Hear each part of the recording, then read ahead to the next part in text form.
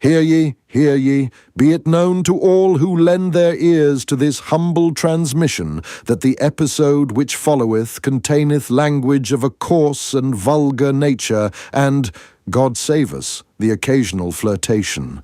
Should such content offend thy delicate sensibilities, we bid thee, with the utmost sincerity, and without a shred of remorse, bugger off. Good day. What's clapping do? That lets me know where I'm at with, it puts a spike in the waveform, so when I'm editing, I could just sync it up at that waveform. Seems like you could have a better system. I do. I just don't want to hook it all up. It's a lot to do. It's a time code, and then... I think it'd be better if you did the wave and just yelled. I don't want to yell because it sounds like there's somebody outside, and I don't want to scare everybody.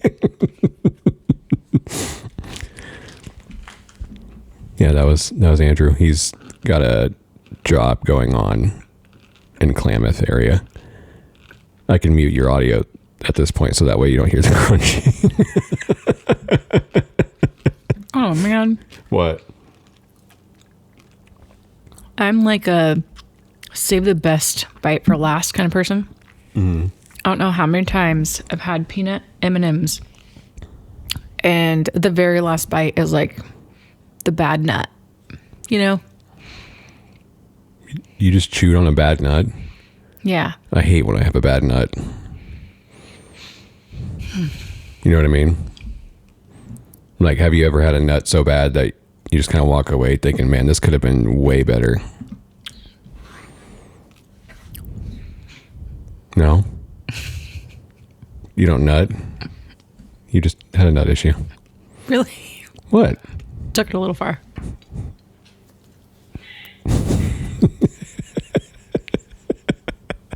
You're the one that told me you could go far with podcasting. No, I said I don't close. know how far. You don't have to get that close. You can back up a little bit. There you go. I'm just leaning comfortably. Do I need to move it? Yeah, a little bit. Because it's spiking. And You're spiking.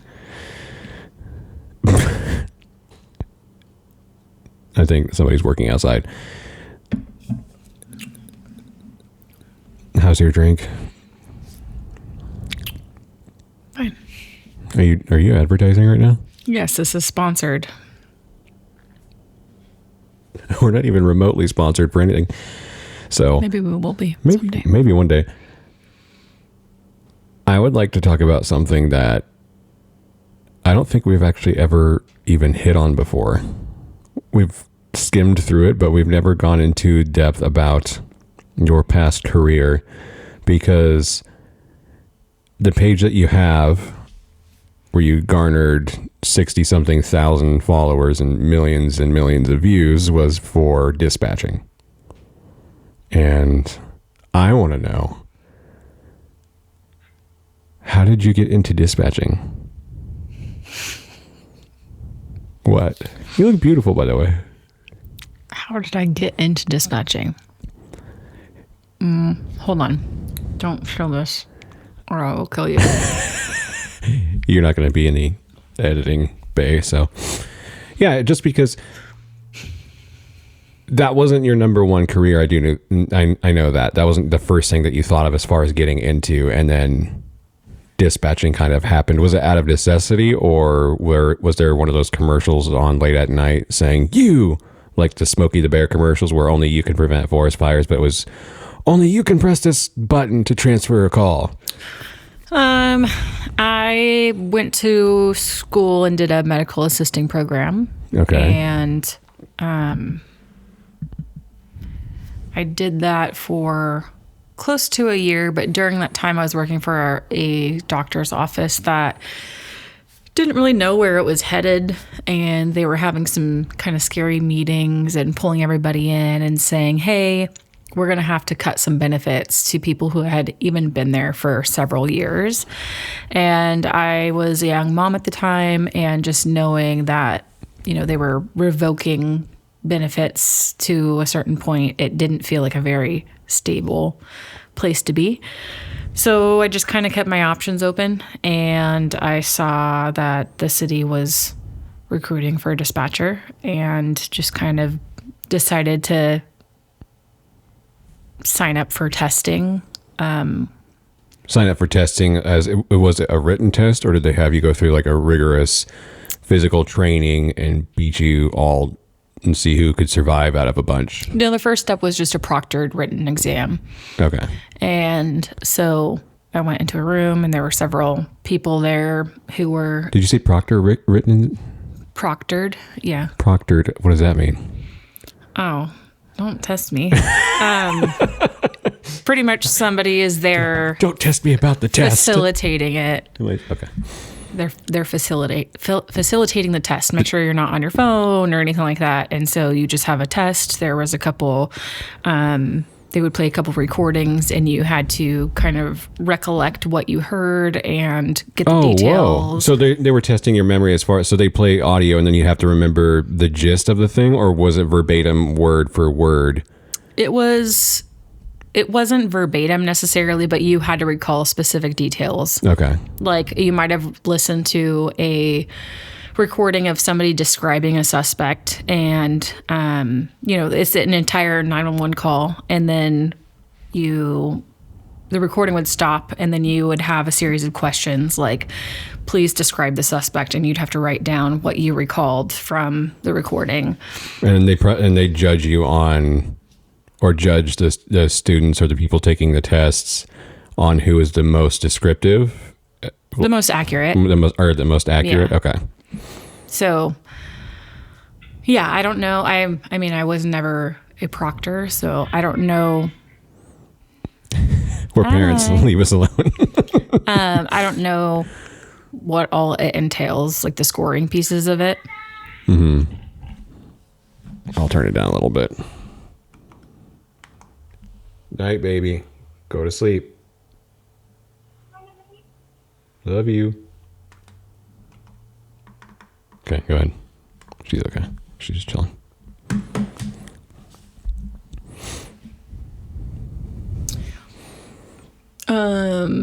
What was I saying? Oh, I don't really know the details of how they do the scoring to it. I just know that it seemed kind of intense, but I just did my best. And then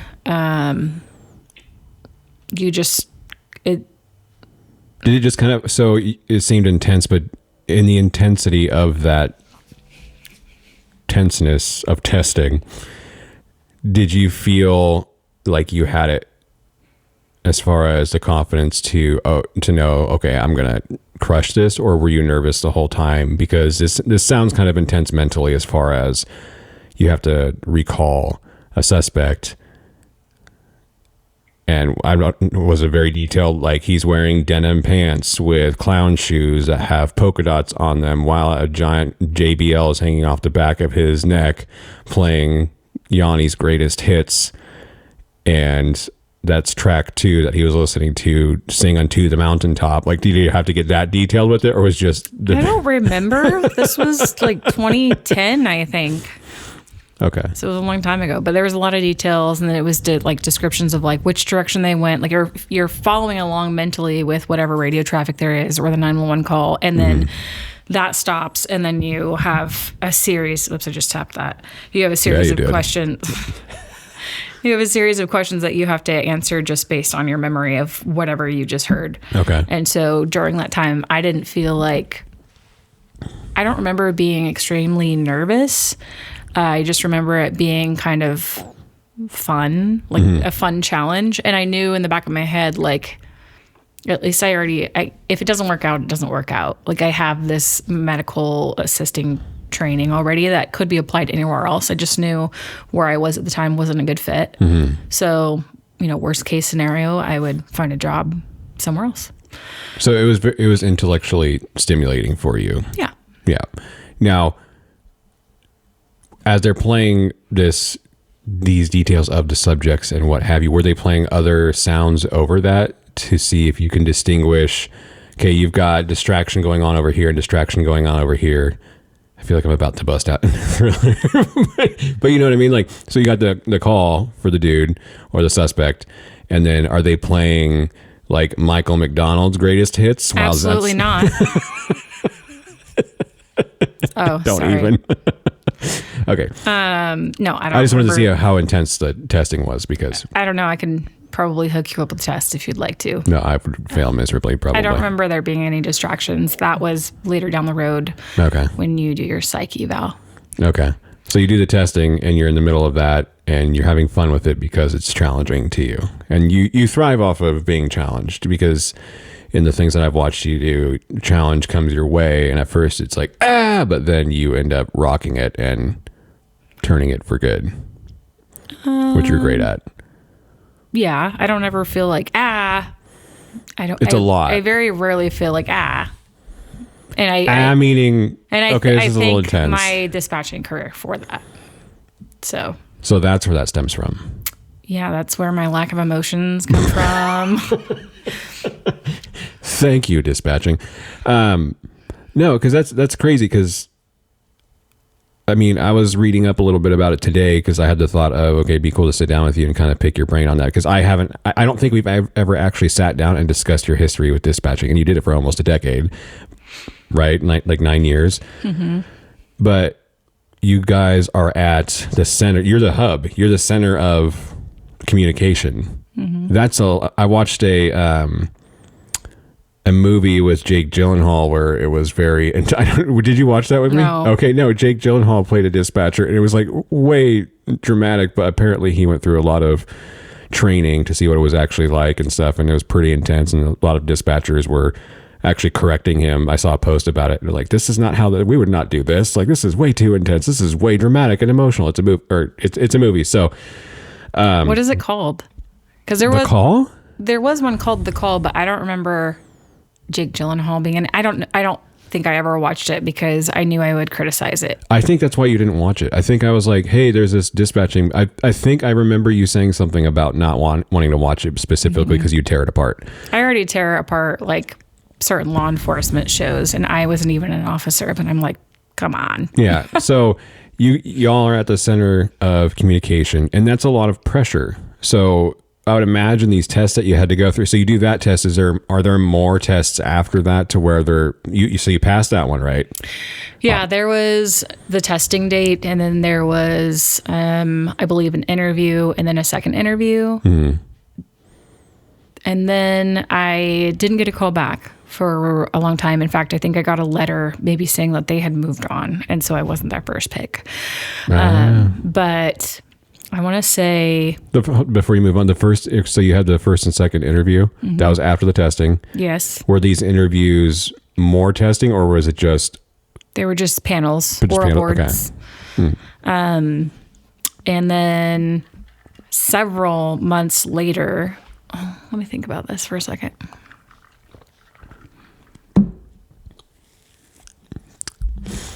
Yeah, I want to say about at least 3 months later. So I thought, they've definitely moved on. Mm-hmm. And the letter said something along the lines of, like, they went with a different highly qualified candidate, and if anything fell through, they might reach out to other candidates that were in that pool, such as myself.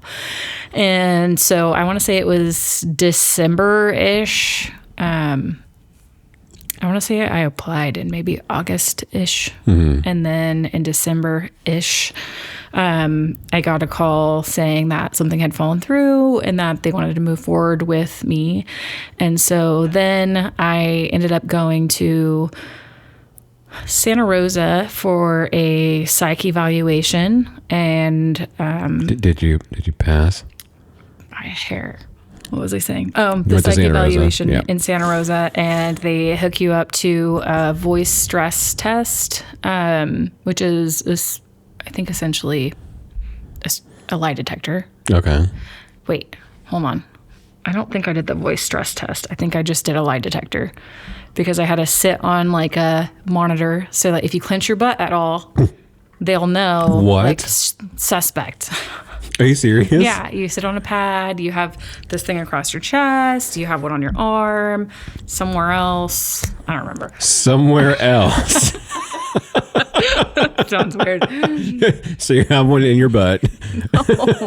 You have one somewhere else. Just under, like on my seat, so I'm seated on it. Okay. And they ask you all sorts of questions, and like you almost feel guilty answering. Like, yeah, in the that whole situation, of setup, course. You feel like you're already defending yourself for every step of the way, And they're measuring a clench to see if any movement, yeah. That's crazy. That was stressful. And like I said, just because you feel like you feel guilty already. Yeah. And then I had to meet with a psychologist. I think he was a psychologist. And he, was asking, he had me do this entire assessment of like very similar questions, but phrased just differently, kind of like you do for any other like behavioral or personality test. So it was very long though. And then he does an interview with you and just kind of asks in general, like why you're interested, if you think that you'll be able to handle different things. And then I was surprised by this because I didn't really see the connection with psych health, but he gave me a dictionary and said, look up this word, and while you're finding this word, you need to repeat back to me the license plates that I say. Oh, nice. And so I don't remember the word, but he'd have me look one up, and I'm flipping through looking for this word while echoing whatever license plate he had stated. Is this kind of like the tap your head and rub your belly thing, but mentally? Kind of, yeah. I know that's a really crude way of putting it, but yeah. So, and I found that really fun. That's cool. But it was interesting. So, what did you find fun about that? Just the challenge in it and exercising my brain, I guess. Yeah. Do you think you could do it? I don't know. I haven't done it. Maybe we could set that up sometime. I have no idea. He didn't do this one, but I've also heard other dispatchers say that they were told to put a deck of cards in order while answering questions or repeating something back. I didn't have that, though. I had the dictionary one. That seems kind of fun. So just multitasking. There's a couple of mine. What? Oh my gosh. Are you gonna? I don't believe in multitasking. I think there's task switching. I think there's task switching. I don't think there's you cannot give 100% to both tasks that you are doing at the same exact time. Well, then I'm a good switcher.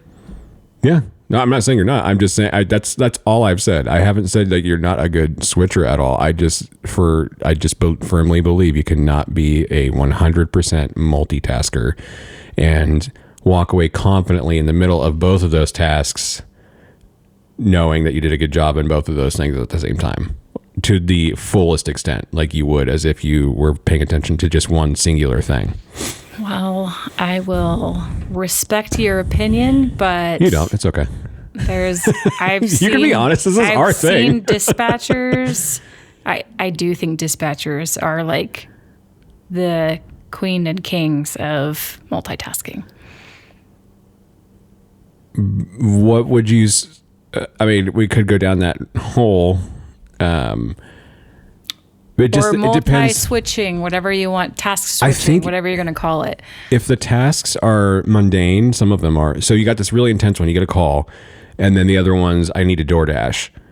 Or you get this call, and then it's, I have to take a note or something like that. That I can understand, but I don't think I'm still processing it. But I read a couple articles from Harvard and my hair is tickling my nose. A couple of other places where it was talking about how you won't ever invest as much excellence in one or in both subjects or three things that you're multitasking in like you would just one singular thing. I can understand that. We might have to get a scientist on here. But imagine listening to a call, paraphrasing that call into a database. Right. So typing and listening. Yeah. And then also hearing an officer come up on the radio and having to note what he says or she. Yeah. And maybe a different log in that database. And so you're remembering while talking, while typing, while listening. And which that comes to where you did your testing as far as I forgot the yeah, except for when I was doing my testing, I wasn't having to type and listen to the radio as well. I was mostly just listening to a call, if I remember it correctly. Okay. So we'll get back to the multitasking switching in a minute. So you've got your butt synced up and a couple of other things. So what happens after this? The process. Talk to me like I am a child. So you do the testing. Okay, so we did the psych and Yeah. the lie detector test. Right. And then they kind of say, okay, thanks, bye. And you wait for the results to go to the agency. The agency gets the results. They say whether or not you passed. And then if you did pass, then you have to go through a pretty intense background. Mm-hmm. So sometimes that means officers visiting your neighborhood and they talk to your wow. neighbors. They might talk to people you live with. They're going to pretty much dissect your life personally to make sure that you're a good person and that you can be trusted with very confidential information. Did that happen with you? Did they go, okay, so were you nervous about that at all? No. Okay. I don't know. Wow, I got some skeletons in the closet. I don't. Oh. You do. No, I don't. I've been to your parents' house. I know what they're hiding. Just kidding. Okay. Yeah, so you go through all that process. They do the background check. They check your neighborhood. They talk to your neighbors. And that's completely understandable because, again, coming back to you're the center of the communication department. That you're queen shit of fuck mountain. So you kind of have to have your shit together. Mm-hmm. How did that feel? Having that much responsibility as far as, because there was, I'm assuming, okay, before we get there. So you do all that stuff and you get the job. Mm-hmm. What next? Well, how are you feeling when you went into the department? That's probably where I got a little more nervous. So then they do your training. They're just taking trash out. Well, I was waiting to see if the dog was going to bark. Oh, okay. So they have you come in and do some shadowing, watch the other dispatchers. Usually you learn to take the phone calls first. Mm-hmm. So non-emergency line and start to get acquainted with non-emergency questions so that you know how to direct people quickly. And then eventually they have you answering 911 calls. And so there will be a call taker and a dispatcher. Mm-hmm. And I worked in a very small town. And so most of the time there was just one dispatcher on. Mm-hmm. It really depended. I believe the way that it was set up was that a dispatcher pretty much worked by themselves for the first part of the morning. And then midday, there was kind of a staggered shift that helped cover. And then like beyond, I want to say 11 p.m.-ish on, you were by yourself, or was it 3 a.m.? I can't remember. I want to say it was 11 p.m. But there was if I'm working graves, which was 7 p.m. to 7 a.m., most of the time you're working by yourself. So you are the call taker and you are the dispatcher. Mm-hmm. So anyway, the training, you'd get all acquainted with the phones, non-emergency and 911s, and then they would put you in what they called the hot seat. And so you were then in charge of the radio as well. And so you were learning the radio and how to use radio etiquette and speak properly to the officers. That's different than just dispatching? Or what do you mean as far as like the radio? Because you made it sound like it was two different. It was two different things. So that's what I'm saying is that the phasing of training was learning the phones first and then learning the radio. And like I said, if there are two dispatchers, typically that's kind of their assignments is one's a call taker, one's a radio dispatcher. Mm-hmm. And then if one of them needs to, step out or whatever, the one will handle both. Got it. Okay. And then like I mentioned, after certain hours, there's typically just one on, which can be very challenging depending on what kind of calls you have. Specifically, working like a pursuit at 2 or 3 in the morning by yourself can be pretty intense because it's what is the word I'm trying to say? I don't know, but you can take a drink of your drink while you do that. While you think of the word. It pretty much becomes emergency traffic only, and so it's pretty intense, and obviously it's an officer safety issue to have distractions or anything. And so you're really in tune to what's going on with the officer, making sure you're documenting everything well, because pursuits are obviously high risk. And then you also may be having to pick up the phone and call other agencies for assists. So like calling CHP and notifying them that we're in pursuit and we're, eastbound highway, yada, yada. And so just having all the details, because you received it from the officer, and then you have to pass it on and make sure it's accurate. Otherwise, that disconnected communication could cost somebody their life. Yeah. Dang. Yeah. So you go through all this stuff. Now, we are in a smaller town. So we don't have the craziness and intensity like other places do, like Stockton or LA or the East Bay. So I disagree. Really? Yes. Okay, so I don't know. Again, coming into The intensity is there, the frequency is not. Okay. That's good. Yeah, see, I don't know. Yeah. So everyone kind of thinks the small town is like super safe, and that's because we have an awesome police department. But they handle some pretty crazy stuff. Yeah. Just like any other agency would. And you don't hear about it unless you're working it. Right. Or you're listening to the radio, then you might, but they encounter the same kinds of calls that happen in a big city.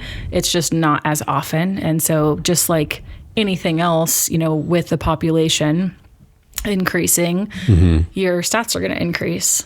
But it definitely, things happen here. Yeah. So you start in our small town. Was there more nervousness and excitement, or were you just excited to just get in and start doing the thing? Talk me through, you're walking through the front door on the first day by yourself. So that's one thing that I have to say about dispatching is that you get information, you have to write it out immediately and echo it, and then you move on to the next thing. And I honestly think that has impacted my short-term memory. So like you asking me these questions, I'm like, I don't remember that day. And that's really hard for me to accept. Well, that was also a decade ago too. Like it's almost a decade ago. So it's understandable, and you don't have to remember specifically. It's just that overall, we're just hanging out. I think overall, I was a little bit nervous, but it was when you get into the hot seat that it is more intense and the nerves are there, because you are transitioning to be able to be like a solo dispatcher, and you kind of know that the umbilical cord is being cut when you're in that seat. It's like you're getting closer to it. And the training back then, there wasn't a whole lot of structure. And so it was pretty much like sink or swim. And since then, I know like the state has come up with a lot better, as far as I know. The state has more training for like communications training officers. And so I actually ended up going to a course to become a communication training officer. And so I was able to kind of bring back some of that information and help my supervisor at the time kind of better organize a training system. And so that was pretty useful. But anyway, back to when I first started, I still had my trainer with me, but I was in the hot seat, and one of my first calls was actually a home invasion. And because yes, that happens here too. And it was really bizarre to me, because we're such a small town, that the suspect and the victim were actually people I graduated with. Whoa. And so it was really bizarre, and just, keeping that confidentiality, of course, and just knowing like just being a little surprised, because it was kind of a slap in the face that this kind of thing really does happen here. Yeah. I think that was the first call where I was like, whoa, okay, my little hometown does see some stuff. You know? So it happens to be with hometown people who you went to school with. Yeah. Yeah. So it was pretty intense. Yeah. And then it being a small town, you never know who's going to be on the other end of the line. So I've answered calls that were pretty personal, like I've answered a call from a family member, and I don't know if that person even knew it was me. I just did my job and, held it together and just hoped for the best, essentially. Not a super close family member, but still, it was a lot. Still a little close to home. Yeah. I've taken a 911 from my own mom. Really? Yeah. Oh, geez. When she was at work and somebody was trying to take money from the business. Oh, geez. So luckily it wasn't any situation that somebody was getting harmed in, but Right. I've heard some calls that are very personal. And I know things, but I can't tell even people that I'm fairly close to about them, Yeah. because I take the confidentiality really seriously. So And so you get calls from situations that are a little too close to home. How are you guys set up for success, or were you set up for success to be able to handle that kind of stuff? Because it just sounds like it just takes a specific kind of person to be able to handle that intensity. Like you're saying, it's not the frequency, but there's the intensity of the situations that happen when they do happen. So how are you guys mentally set up for success in those moments, even if you are badass and can get through those things without emotionally reacting to it? How do you handle afterward? Were you really good about saying, okay, this isn't my stuff to take on, this is just work, and then you move on? Or was it a weird transition when you get home and decompressing? Or did they have you guys set up with psychologists to be able to go walk through that stuff and release it and let it go? Or what did that look like? When I was there wasn't a whole lot that was in place. I remember hearing about, people wanting to form different groups for debriefing after events, and sometimes the dispatcher would be included in those. It was mostly oriented towards the officers. And I think that the dispatcher community in general, though, is really close-knit. So there would be, if there was a big call, let's say at the sheriff's office or something, like we would check in with one another, like, hey, I heard this, you good, kind of thing. And just, we almost kind of created our own little close-knit community, because there weren't always resources available. Yeah.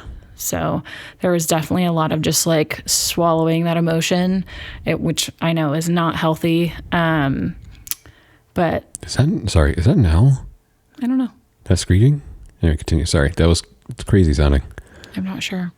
But yeah, a lot of just swallowing your emotion. And I don't know, maybe now they've created something a little more concrete, but I do know that there are a couple things starting where first responders and officers and dispatch, they are creating groups to, hey, come to our program and do that. yeah. Which is really cool, but I wasn't sure as far, I mean, obviously I never worked in the police force. I have no idea what that back end of that stuff looks like. 'Cause that's really some of the calls that you've I'm imagining that you've gone through have been absolutely insane, and having to keep your cool about it the whole time is, I mean, even on a level of just a personal level of something that you go through, is sometimes you just hold stuff in, and I can only imagine the intensity of a situation that I don't know all the numbers and all that stuff as far as we have a 1941 or whatever. It's some of those calls had to be really, really intense. So not having a support system to the extent that they probably do now must have been hard for all of you guys. Not for all of you that huddled together and kind of tried to walk each other through whatever situations were. Yeah. I mean, for me, like I said, I just kind of pushed down the emotion anyway. And that's why I have a really hard time with emotion now. Yeah. Sometimes when people experience tragedy, I don't really know how to react. Is that because of the dispatching thing, or is that just a thing that you've gone through in general? Did you notice it more in dispatching that was just a trait that you had, or do you think over time you developed that just because you had to in that situation, and it kind of stemmed over into the personal side of things? I don't remember my emotions necessarily, but I feel like my tolerance for people and my compassion was different. Mm-hmm. And then when I entered dispatch, it was more like I have a job to do. Like, you can be compassionate, of course, but at some point you have to say, hey, I have to take care of this now. Yeah. So I do think that the job kind of makes you jaded. I mean, I've heard a lot of people say that. It's just kind of, you just go in and you do the job. You hear a lot of stuff, and you just kind of have to move on with it. You know that you were there and that you helped them, but you can't get emotionally attached to anything really. And so I don't know if anybody else has experienced the same thing, but that's kind of, it's impacted my personal life moving on after dispatch. And, you know, I've been told that I don't seem like I'm very excitable, or not me. You know, I didn't say that. Don't lie. You know, or I have like the RBF, which I think I had all along. That's not me. I did not. I did. It's not. When you told me that you have, perma RBF, I've agreed with it, but I have I haven't gone out of my way to let you know. Oh, by the way, you've got RBF. You have told me that I just look like I'm pissed all the time. That's pretty much the same thing. My gosh. Yeah. If the shoe fits. No, that's, I haven't heard a lot of this stuff. That's crazy. As far as, so.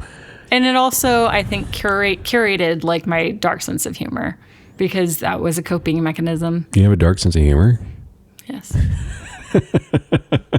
I'm kidding. Yeah. It's like, okay, actually, speaking to that, you did it for almost a decade. So obviously you loved it, right? Or was it just out of necessity? Because stemming from the other job, it technically was out of necessity. Like, they were moving on. They were trying to figure out what they were doing and whatever was going on there. And then you had this opportunity. Did it turn into something that you loved, or did you just commit to the bit and just went along with this thing that you just kind of did? Yeah, I definitely did love it. And I think the thing that got me was mostly shift work. So, the 7 to 7 thing. Mm-hmm. Yeah. And having to go from nights to days, or working graveyards when you have kids. It's like impossible to sleep during the day. Yeah. So it was just really hard on my body, which, I gave it a good go. 9 years is a long time, but after I went back to like a 9 to 5, I'm like, oh, this is so nice. Like, I actually get to sleep when it's dark. Yeah. When the rest of the world, or most of the world, is sleeping. And yeah, it would be really hard to go back to working graves again. So. Yeah, I mean, there have been studies done that I will throw up on the screen. I'm not going to, because I'm not going to put that much effort into this. But doing graveyards takes years off of your life, because, I mean, your body's not supposed to be doing that. I worked, I'm not even trying to compare what we did, because I worked janitorial. I worked as a janitor at a hospital, and I was working 6 p.m. to 6 or 9 the next day, and I just remember feeling like complete shit afterward, and could now barely imagine function. having a toddler while doing No, that. I'm good. Now is hard. Yeah. But you had 2 of them. Well, you had a kid and then a toddler, and that's friggin' hard. Yeah. So, yeah. So that's kind of what ended it, is just being too much physically, and Yeah, that was the biggest piece. And also having a family as well. Yeah. yeah. That's brutal.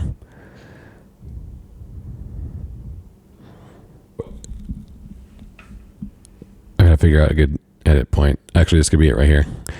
Also, I would like you to know that at least when I was dispatching, The stat was only 1% of the population can handle dispatching.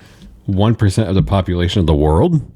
Of humans. Oh. Only about 1% of the general public possesses the specific skills, temperament, and ability to pass a background check to become a public safety dispatcher. That's crazy. And it's considered to be one of the highest turnover, most challenging professions. So, but what is that? Okay, so does that mean mental? Means mental I'm special. Well, we know that. Does that mean mental stability and just coming back to?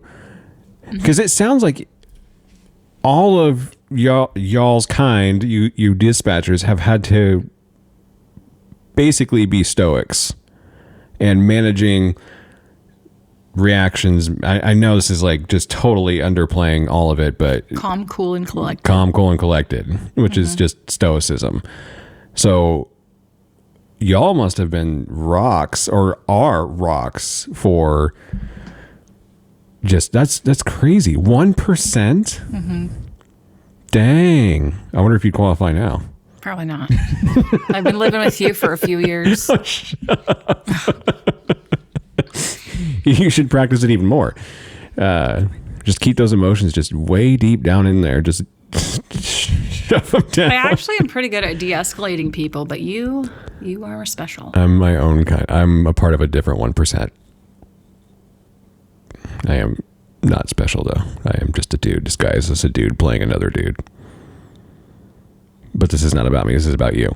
I will say one of the years that I was dispatching, yeah, I think it was a full year, I actually did half dispatch and half community service officer, which was like parking enforcement and animal control. You were a meter maid? Yeah.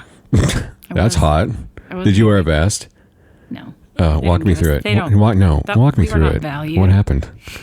Did you walk around with like a keypad and you've been a bad car. You've been there for over 2 hours. Like, how did that go down? Exactly. Really? I got to drive the go-kart with a little chalk stick. That's so sexy. Okay. Chalk stick and try not to like scrape people's cars. Did you have a little sway like you do now? Absolutely. Yes. When you pulled out your chalk stick? That's why I love Zootopia, because she just has the little That's stick. such a great movie. And Yeah. she just What's her name? The bunny? hops. Hops. Professor or Judy Hopps. Judy Hopps. Officer Hopps. That's fun. Yeah. So you double dipped. Yeah. So I would spend half of my week doing the CSO work and then half of it dispatching. CSO standing for the Community Service Officer. Yeah. Okay. And was that out of, they just needed you to do that because they needed a position filled, or were you just trying to transition out of dispatching as much? I had expressed interest to go to the police academy. And Really? one of the officers suggested that I transition to a CSO to see if I actually liked field work or not first. And so I went ahead and said that I would give that a try, and there was an opening, so it worked out.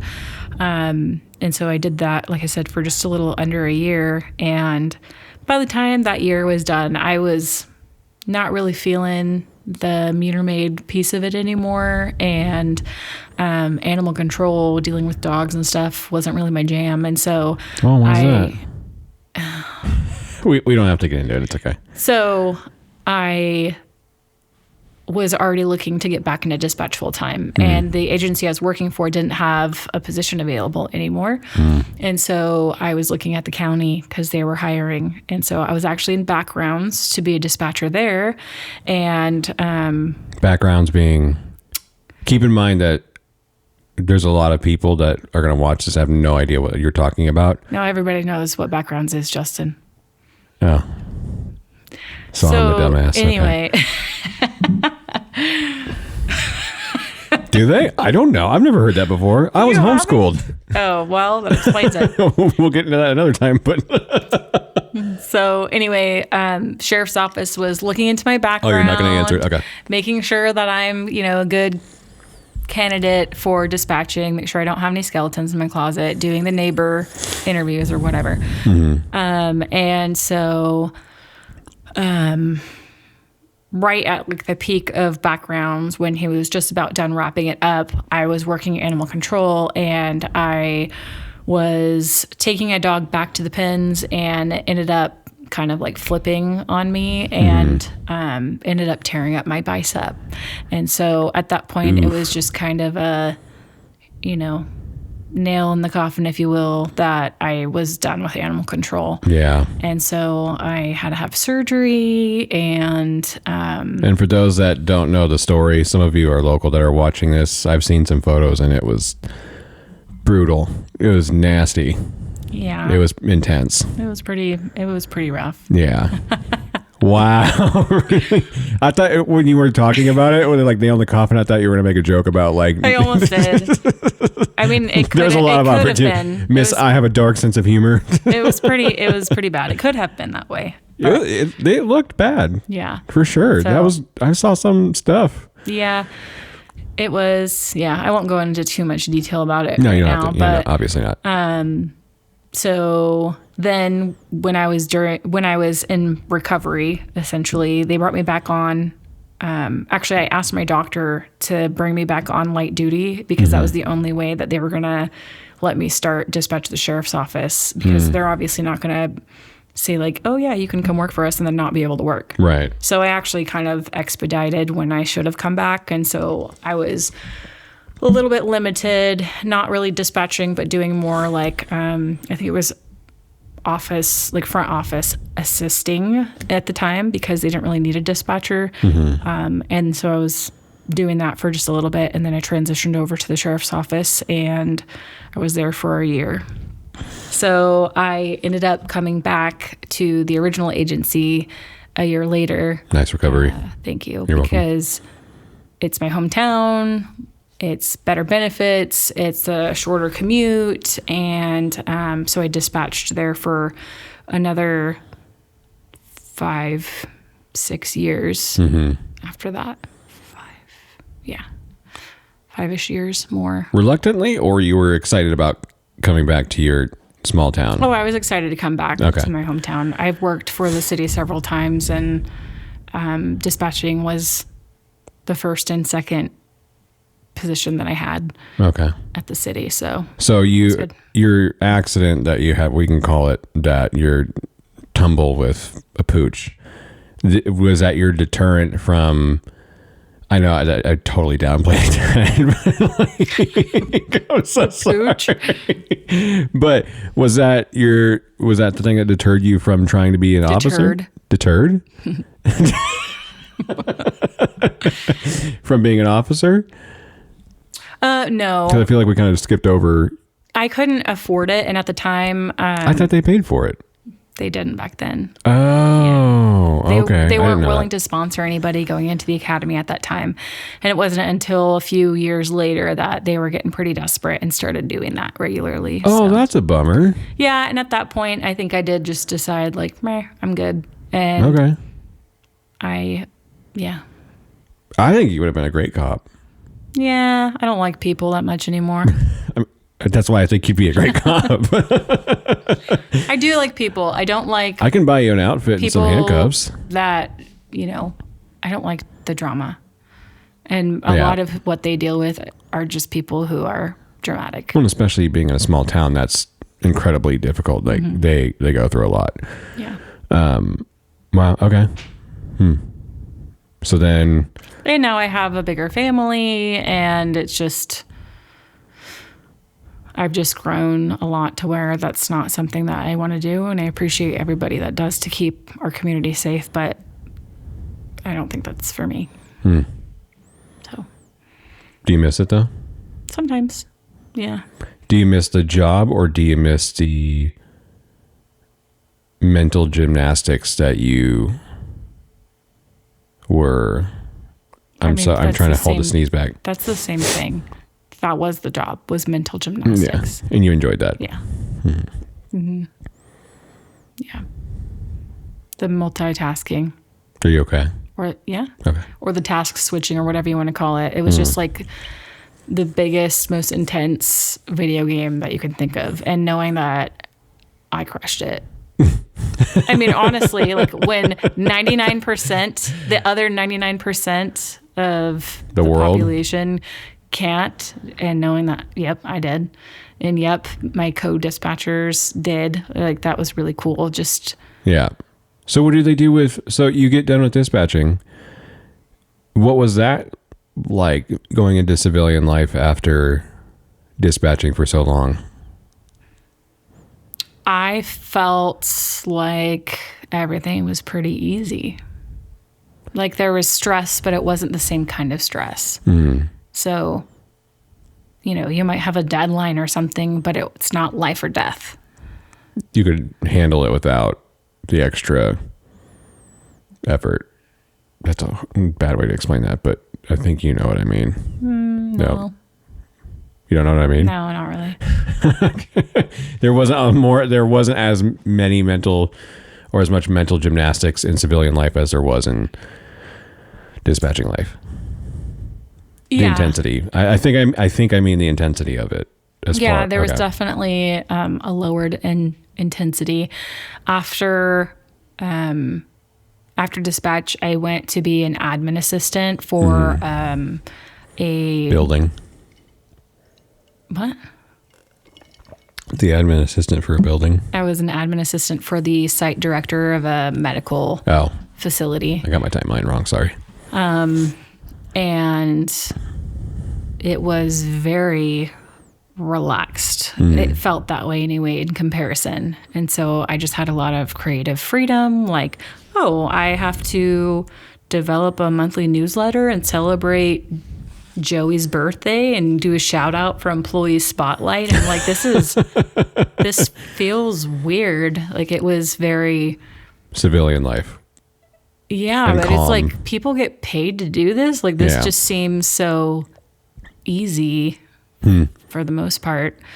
That kind of, I don't know if you are a Lord of the Rings fan, but just kind of what I pictured it is after Frodo takes the ring to Mordor and destroys it, he takes it to Mount Doom, throws it in the fire, and it burns up, and it's the end of the journey.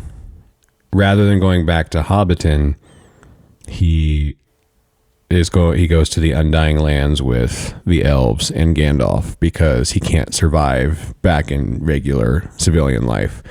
That's how I was kind of picturing this going, but it just sounds like you went into a job where it was just, oh, you get to be creative. I thought it was going to end in this epic ending as far as the Undying Lands scenario that I am telling you right now. That's bombing horribly, but it just sounded like you were fine. Yeah, I was fine. And it was nice having the evenings at home, and I could sleep on a normal schedule, and it was very, very low stress. And it was really a lot of like morale boosting and like team oriented. Was there a plan in place for, okay, this is how we transition our people out of being dispatchers and going through all this intense stuff into, it was just, hey, we love you. Thank you for giving your time. Not quite combat. Yeah, but it's a mental combat. Yeah, they don't. From what you're describing to me, it sounds like it. There's a lot of, it's just recently that dispatchers are being recognized as a type of first responder. Really? Like, Whoa. there's this huge movement for it. You should check out hashtag I am 911. That is pretty much a campaign and for like recognizing the hard work of dispatchers. And it was actually on Ricardo's podcast. He does Within the Trenches, and it's all dispatch based. It's a dispatch-based podcast. That's cool. So they all can go in there and tell their stories, and that's really cool. He interviews dispatchers, and he, like I said, was the founder of hashtag I am 911, and he does stories, or like, you know, what are they called? Testimonials or Yeah, he pieces. well, he goes around to different conferences now. Like, I think that's kind of his full-time gig now. He used to be a dispatcher too, and it's been a long time since I've actually talked to him. We're friends on Facebook though. And it's called Imagine Listening, Like that's one of the things that he does at a lot of conferences. And so dispatchers get to write down, like they finish the sentence. So it's imagine listening, ...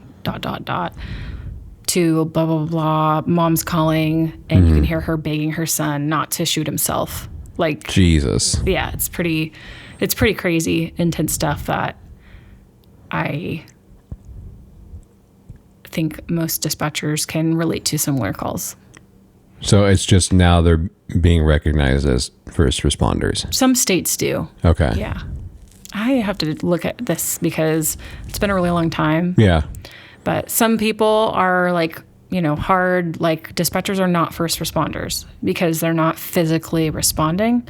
Whereas others are, like they're answering, they're mentally engaged. And so it is a response. Yeah. They have to get you the help. And so there's this whole debate about it that it's pretty intense. A lot That you're not going to touch on. No. Nope. Don't even put that part in there. I don't think it's fine. it's nasty. Like Okay. it's sad because I want to advocate for dispatchers. Yeah. I think it's important to remember that any We should talk to Elizabeth at some point. yeah, That would be she would love sweet. to. She would love to. Any horror movie that you watch is not scary unless you have the volume on. Right? Wow. What's yeah. the only thing that dispatchers do is hear it. Yeah. Oh man. And so That's gonna. I don't know why it's gonna make me cry. That's crazy. yeah. That's intense. Yeah. And a lot of the time, Jeez.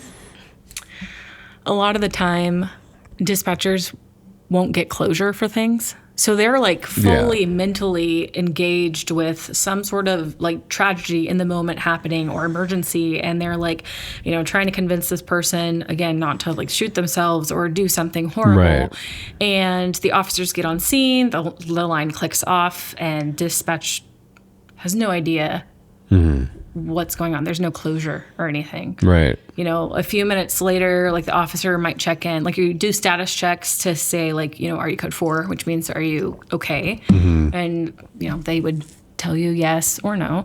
And then you would get an update from them and it's like, okay, kind of like that they're good and they might run a name or something, but then, okay, clear CAD doc, which means just like close it out for documentation. It's like, but what happened? Like, I need closure. Yeah.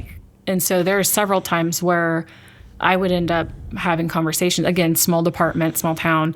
I would ask the officers, like, just for my sake, Yeah. I need to know, like, can you walk me through what you saw? Because maybe it wasn't as intense as what I heard or vice versa. And a lot of the times it definitely sounded worse than it was. But like if I don't have that closure with that officer, then that's what I'm just reliving and like cycling for until it kind of disappears. Leaves. Yeah. So, Jeez. yeah. But I think like that's what I always think of is like horror movies aren't scary, not unless you have the audio, and that's all they hear. Then why won't you watch them with me? Mute it. Dang. I've never thought about it that way. I mean, again, that's why I wanted to talk to you about it, because I just hadn't had the understanding of that end of it. Yeah. They're pretty incredible people. Yeah. And I'm not just saying that because I was one of them, but like I've heard like calls that I didn't personally have to take, and knowing what they have had to is just heartbreaking. And officers too, like obviously. Yeah. I mean, all of you guys were a team.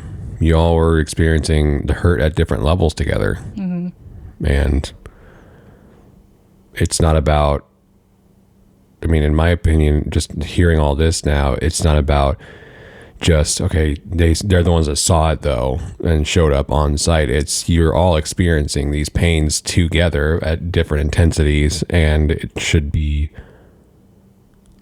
everyone talking about it together. Hey, how do we walk through this thing together rather than it's us and them kind of situation? Right. And I will say again, our agency I think was really good at that. Yeah. Because we were so small, like Their squad room is just a few steps away from the dispatch center. And so it was really easy to be able to do some debriefing together and to have that closure. Yeah. Whereas other agencies, like the dispatch center is completely separate from the station. Oh, wow. Yeah. And so they don't know what the officers even look like. Okay. They've never seen the officers that they've worked with for years. Oh, because they're just an island unto themselves. So wow. Okay. So that's kind of the hometown advantage as far as being in the same building.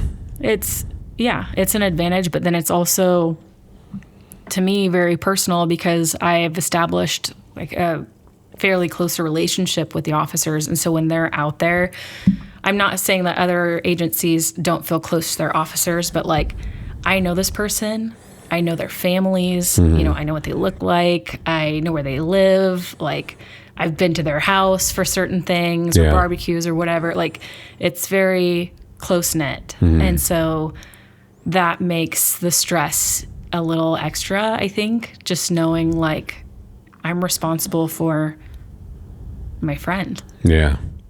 Like it can be pretty heavy.